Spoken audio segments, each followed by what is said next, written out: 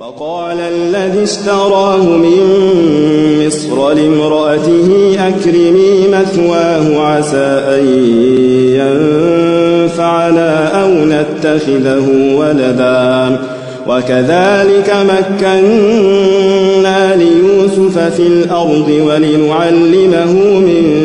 تأويل الأحاديث والله غالب على أمره ولكن أكثر الناس لا يعلمون ولما بلغ أشده آتيناه حكما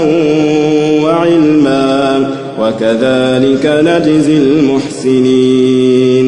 وراودته التي هو في بيتها عن نفسه وغلقت الأبواب وقالت هيت لك قال معاذ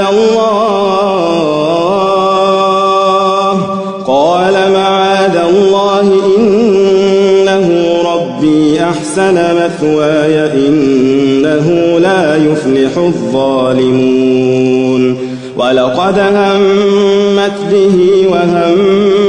بها لولا أن رأى برهان ربه كذلك لنصرف عنه السوء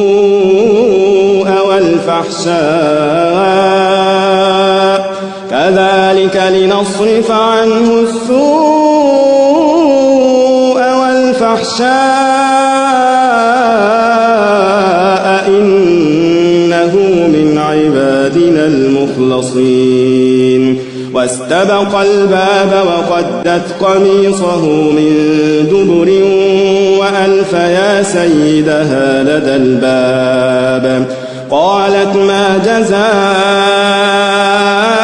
من أراد بأهلك سوءا